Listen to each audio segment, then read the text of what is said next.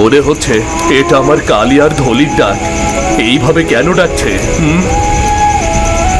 আগুন আগুন আগুন, ঘনুর ঘরে আগুন লেগেছে, আগুন লেগেছে, ঘনুর ঘরে আগুন লেগেছে। আরে আগুন! আহ! তাড়াতাড়ি আমার পিঠে চড়ে বসো।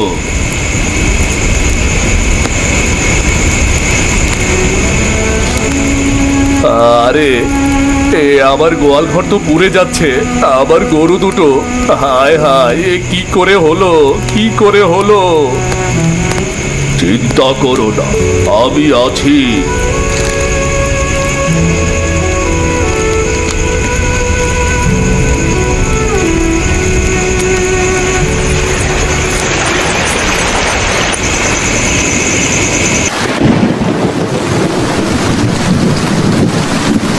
ভাদ্র মাসের শেষের দিন রাতভর বৃষ্টি পড়ছে। বৃষ্টিতে ভিজে চারপাশটা একাকার।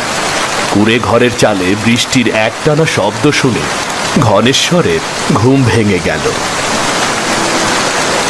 হায় হায়, এই বৃষ্টি এখনো থামেনি। ওহ, কি যে বৃষ্টি, থামার তো দেখছি নামই নেই।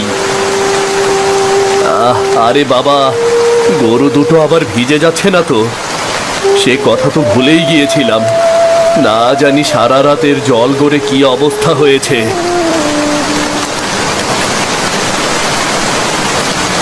ঘনেশ্বর দ্রুত একটা ছেঁড়া চট গায়ে জড়িয়ে গোয়াল ঘরের দিকে এগিয়ে গেল।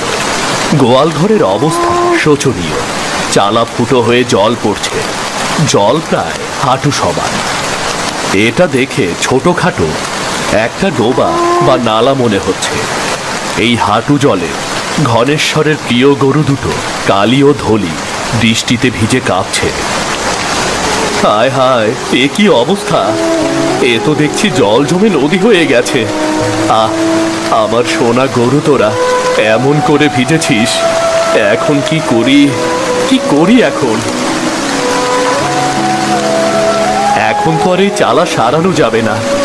এই বৃষ্টি মাথায় নিয়ে এখন কোথায় যাব? হ্যাঁ হ্যাঁ হ্যাঁ, প্রতাপ কাকার গোয়াল ঘরটা বেশ মজবুত, আর দেরি করা যাবে না। ওদের গোয়াল ঘর এই দুদিনের জন্য রেখে আসি, চালাটা ঠিক করিয়েই আনবো ক্ষণ। কাকা কাকিমা হয়তো এখনো ঘুমোচ্ছে, এত সকালে ডাকা কি ঠিক হবে? কিন্তু গরু দুটোকেও তো বাঁচাতে হবে। কাকা, ও প্রতাপ কাকা, প্রতাপ কাকা! এই সাত সকালে আবার কে ডাকে রে? ও প্রতাপ কাকা, আমি ঘনেশ্বর গো, একটু দরজাটা খোলো।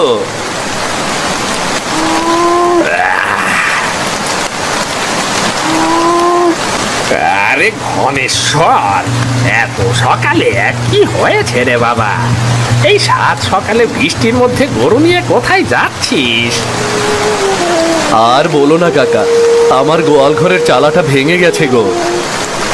দেখো দেখিনি সে কি কাণ্ড! তাই এখন বাইরে রাখবি নাকি? গরু দুটো তো ভিজে যাচ্ছে রে। হ্যাঁ, যদি তোমার গোয়াল ঘরে কয়েকটা দিন একটু রাখতে দাও।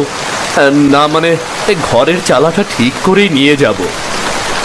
প্রতাপ কাকা খুবই লোভী মানুষ। ভেতরে ভেতরে সে ঘনেশ্বরের গরু হাতানোর অনেক উপায়ই কষেছে, কিন্তু সফল হয়নি। প্রতাপ একবার ঘনেশ্বরের দিকে তাকায়, আরেকবার গরু দুটোর দিকে। তার চোখে মুখে লোভের চিকচিক। ও, সে কি কথা! অবশ্যই রাখবি রে, এ তো তোরই ঘর। আয় আয় আয়, ভেতরে আয়। হ্যাঁ, চলো চলো চলো।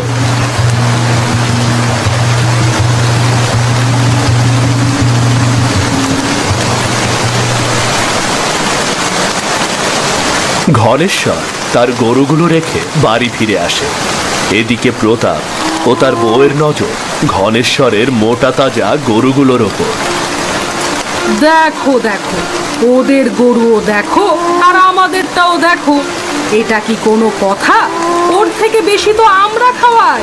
বস্তা ভর্তি গমের ভুসি, গোয়াল ভর্তি ধানের খড়, তবুও আমাদের দুটো কত রোগা।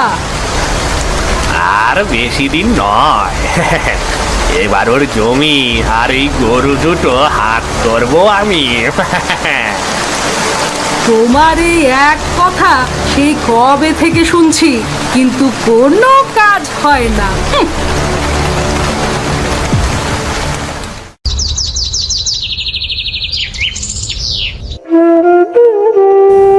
এত খাটুনির কাজ একদিনে আর একা করা সম্ভব না।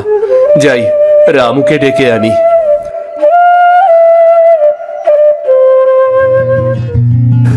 রামু হলো ঘনেশ্বরের ছোটবেলার বন্ধু। আপন বলতে রামুই একমাত্র মানুষ তার। গ্রামের অন্য সবার নজর শুধু ঘনেশ্বরের এক টুকরো জমি আর গরু দুটোর ওপরে। আমি আর পারছি না রে, এ কি আমাদের কাজ? পয়সা যে নেই, তাই নিজেই করতে হবে রে। তাড়াতাড়ি কর, বেশি দিন ওদের ওখানে রাখিস না, বুঝলি? তাড়াতাড়ি কর। কেন রে?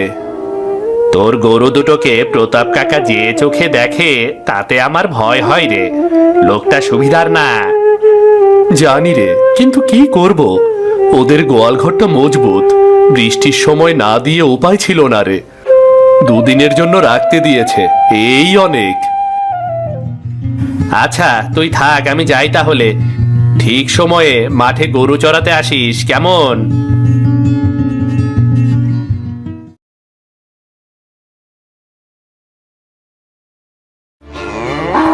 হ্যাঁ গো, কোনোভাবে গরু দুটো রেখে দাও না। ওর গরু দুটোর জন্য গোয়ালটা কি পরিপূর্ণ লাগছে। ও প্রতাপ কাকা, প্রতাপ কাকা!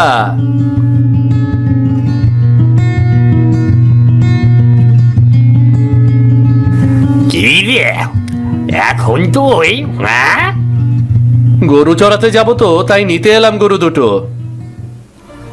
আহারে, ছেলেটা এত কষ্ট করে, বৃষ্টিতে আবার চালাটাও গেল। আয় বাবা, ভেতরে এসে একটু চা খেয়ে যা। না কাকিমা, এখন আর চা খাবো না। গরু দুটোকে নিয়ে একটু চলে যাব আর কি, চড়িয়ে আবার রেখে যাব, কেমন? ঠিক আছে, আয়। কিন্তু তোকে একটা কথা বলার ছিল রে। কি কথা? শোন ঘনেশ্বর, তুই তো আর ছেলে মানুষ নস। এই গরু চড়ানো আর গোয়াল ঘরের চিন্তা নিয়ে আর কতদিন কাটাবি রে? তোর তো ভালো জমি জমাও আছে। কি বলছেন কাকা? ঠিক বুঝতে পারছি না তো। বলছি, ওই গরু দুটোকে আমার কাছে বেচে দে, ভালো দাম দেব রে। তুই সেই টাকা দিয়ে জমিটা ভালো করে দেখভাল কর, চাষবাস কর, তাতে তোর ভবিষ্যৎ ভালো হবে। এই গরু নিয়ে আর কতদিন রে? না কাকা, কালি আর ধলি আমার বাবার স্মৃতি, ওদের আমি বেচতে পারবো না। আরে বাবা, বাবার স্মৃতি তো মনে রাখলেই হলো।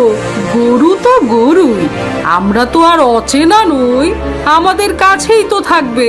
তুই বরং জমিটা দেখ, তাতে তোরই লাভ। কাকিমা, আপনারা আমার অনেক উপকার করলেন, তার জন্য ধন্যবাদ। কিন্তু এ বিষয়ে আর কিছুই বলবেন না। আমি এখন আসি তাহলে।